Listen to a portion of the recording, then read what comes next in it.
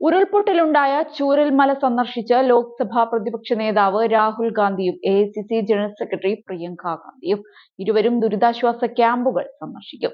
ഇന്ന് രാവിലെയാണ് ഇവർ വയനാട്ടിലെത്തിയത്. ചൂരൽമലയിലെ പ്രശ്നബാധിത മേഖലയിലെത്തിയ ഇരുവരും രക്ഷാപ്രവർത്തനം വിലയിരുത്തി.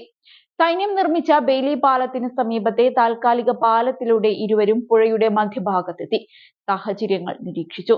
സൈനിക സേവനത്തിന് ചുക്കാൻ പിടിക്കുന്ന ഉദ്യോഗസ്ഥരുമായി ഇരുവരും സംസാരിക്കുകയും സ്ഥിതിഗതികൾ വിലയിരുത്തുകയും ചെയ്തു. ഇരുവരും മേപ്പാടിയിലെ ദുരിതാശ്വാസ ക്യാമ്പുകൾ സന്ദർശിക്കും. അതേസമയം രക്ഷാപ്രവർത്തനം ഊർജിതമായി തുടരുമെന്നും നിലവിൽ രക്ഷാദൌത്യം മികച്ച രീതിയിൽ പുരോഗമിക്കുന്നുണ്ടെന്നും ഇനിയും ആളുകൾ മണ്ണിനടിയിൽ കുടുങ്ങിക്കിടക്കുന്നുണ്ടാകാമെന്നും മുഖ്യമന്ത്രി പിണറായി വിജയൻ പറഞ്ഞു. ജീവനോടെ ആരും ബാക്കിയില്ല എന്ന് സൈന്യം അറിയിച്ചതായും മുഖ്യമന്ത്രി വ്യക്തമാക്കി.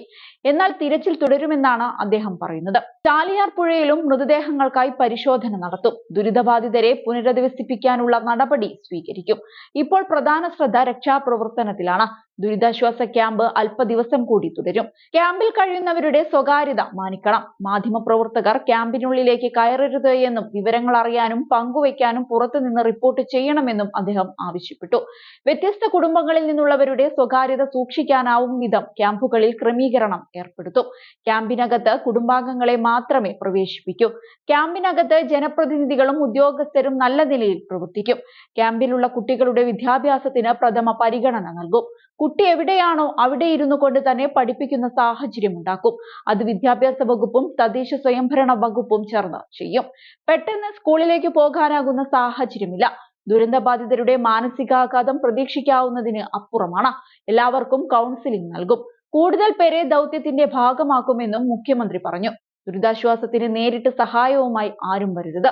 അത് സ്വീകരിക്കാനാവില്ല. ആദിവാസി കുടുംബങ്ങളെ വനത്തിൽ നിന്ന് കൊണ്ടുവരാൻ ശ്രമിക്കുന്നുണ്ട്. അവർ അതിന് തയ്യാറല്ല. അവർക്കും ഭക്ഷണം എത്തിക്കുമെന്നും മുഖ്യമന്ത്രി വ്യക്തമാക്കി. മഹാദുരന്തമാണ് വയനാട്ടിൽ സംഭവിച്ചിരിക്കുന്നത്. പകർച്ചവ്യാധി തടയാൻ എല്ലാവരുടെയും സഹകരണം ആവശ്യമാണ്. ആരോഗ്യ വകുപ്പ് നൽകുന്ന മുന്നറിയിപ്പുകൾ അംഗീകരിക്കണം. ചത്ത മൃഗങ്ങളെയും കൃത്യമായി തന്നെ സംസ്കരിക്കും.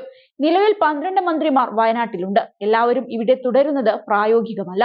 റവന്യൂ, വനം, ടൂറിസം, SC/ST മന്ത്രിമാർ അടങ്ങുന്ന മന്ത്രിസഭ ഉപസമിതി ഇവിടെ ക്യാമ്പ് ചെയ്ത് പ്രവർത്തിക്കും. ശ്രീറാം സാംബശിവ റാവു പ്രത്യേക ഉദ്യോഗസ്ഥനായി തുടരും. മൃതദേഹം തിരിച്ചറിയാനുള്ള സ്ഥലത്ത് ആളുകൾ തള്ളിക്കയറുന്ന നിലയുണ്ടാകരുത് എന്നും മുഖ്യമന്ത്രി നിർദ്ദേശിച്ചിട്ടുണ്ട്. അതേസമയം നടൻ മമ്മൂട്ടി നേതൃത്വം നൽകുന്ന ജീവകാരുണ്യ സംഘടനയായ കെയർ ആൻഡ് ഷെയർ ഇന്റർനാഷണൽ ഫൗണ്ടേഷനും പ്രമുഖ വ്യവസായിയായ CP സാലിഹിന്റെ CP ട്രസ്റ്റും സംയുക്തമായി ദുരന്ത നിവാരണത്തിനായി വയനാട്ടിലേക്കെത്തി. ആംബുലൻസ് സർവീസ്, പ്രഥമ ശുശ്രൂഷ മരുന്നുകൾ, ഭക്ഷണ പദാർത്ഥങ്ങൾ, ആവശ്യത്തിനുള്ള വസ്ത്രങ്ങൾ, ആവശ്യമായ പാത്രങ്ങൾ, കുടിവെള്ള ടാങ്കർ മുതലായ അവശ്യ സാധനങ്ങളുമായാണ് കെയർ ആൻഡ് ഷെയറും CP ട്രസ്റ്റും സംയുക്തമായി പുറപ്പെട്ടത്. വയനാടിനെ നടുക്കിയ ഈ വലിയ ദുരന്തം നമുക്ക് ഏറെ ദുഃഖകരമായ ഒന്നാണ്. എത്ര വലിയ ദുരന്തമായാലും വയനാടിനെ ചേർത്ത് പിടിക്കുമെന്നും ആവശ്യത്തിനായി സാധനങ്ങൾ എത്തിച്ചു നൽകുമെന്നും കെയർ ആൻഡ് ഷെയർ അറിയിച്ചു. അതേസമയം വയനാട്ടിലെ ദുരന്തത്തിൽപ്പെട്ട മനുഷ്യർക്ക് കടയിലെ 1/4 ഭാഗം തുണികളും നൽകിയിരിക്കുകയാണ് കോഴിക്കോട് വടകരയിലെ കരീം എന്ന വ്യക്തി.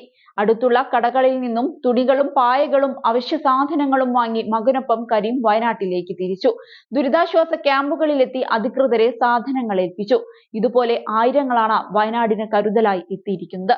ഏതൊരവസ്ഥയിലും അവർക്കൊപ്പം നിൽക്കുകയാണ് ജനങ്ങൾ. അതേസമയം വയനാട്ടിൽ രക്ഷാപ്രവർത്തനം തുടരുകയാണ്. ബെയ്ലി പാലം നിർമ്മിച്ചത് രക്ഷാപ്രവർത്തനത്തിന്റെ വേഗം കൂട്ടുന്നുണ്ട്. ചൂരൽമല ദുരന്തത്തിന്റെ പശ്ചാത്തലത്തിൽ ആരംഭിച്ച 8 ക്യാമ്പുകൾ ഉൾപ്പെടെ വയനാട്ടിൽ 82 ക്യാമ്പുകൾ ഇപ്പോൾ തുറന്നിട്ടുണ്ട്.